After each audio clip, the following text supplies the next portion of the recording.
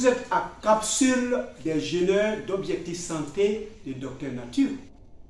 Nous avons choisi de faire la promotion d'une des conditions indispensables d'excellente santé et de longévité. Vous voulez avoir 120 ans? Il faut prescrire le jeûne dans votre quotidien. Nous avons fini le premier déca et nous avons parlé des maladies dont l'origine n'est pas forcément microbienne, dont l'origine ce n'est pas des accidents, mais c'est une maladie très dangereuse qui ronge notre expérience de vie et nous mourrons avant le délai. Nous entamons aujourd'hui le deuxième déca et nous avons choisi de savoir comment fonctionne notre corps. Pour le faire, nous allons écouter Docteur Nature et nous revenons pour la conclusion. Mais quelle est la structure de cette cellule?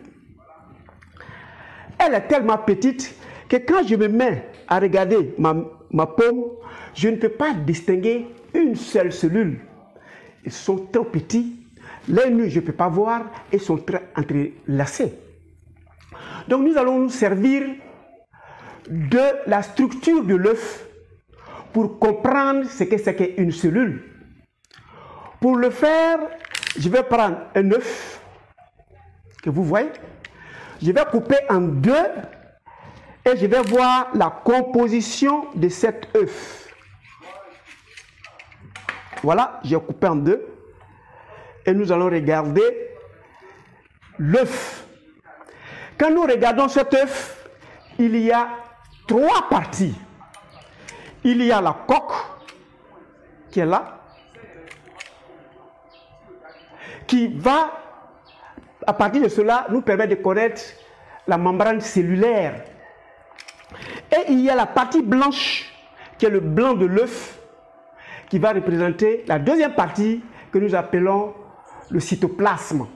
C'est un gel, c'est parce qu'on a fait cuire qu'il est devenu comme ça. Et la troisième partie de l'œuf, c'est le jaune de l'œuf. Et le jaune de l'œuf va servir de vous expliquer ce que c'est que le noyau dans une cellule. Donc si nous devions détacher, nous aurons trois parties distinctes. Voilà le jaune de l'œuf que je suis en train de faire sortir. Ça, nous allons l'appeler le noyau tout de suite. Il y a le blanc de l'œuf que nous allons appeler le cytoplasme.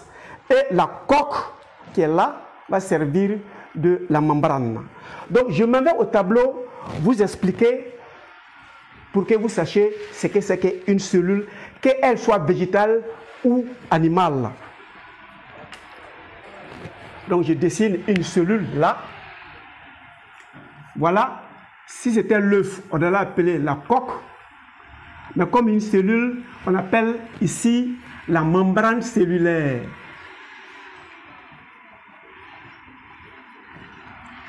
C'est la partie qui permet à la cellule de se distinguer et de vivre en autonomie. Toutes les cellules ont une autonomie individuelle.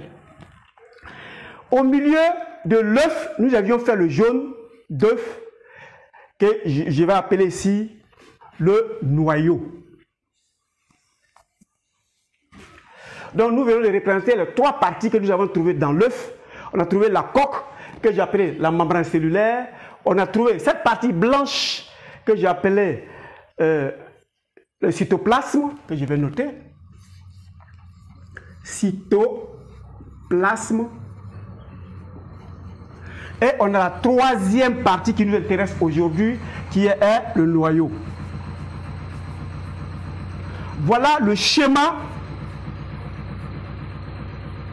d'une cellule.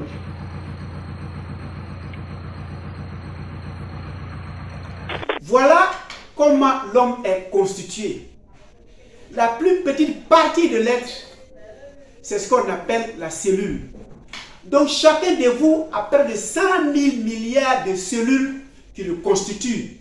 Et chaque cellule a son fonctionnement. Une cellule malade, c'est le début d'une maladie. Une cellule malade, c'est la réduction de votre expérience de vie. Une cellule malade, c'est la violation même des principes de fonctionnement d'une vie. Parce que la cellule ne doit pas tomber malade. Demain, Dieu voulant, nous ferons le fonctionnement d'une cellule. D'ici là, portez-vous extrêmement bien et bon jeûne à vous.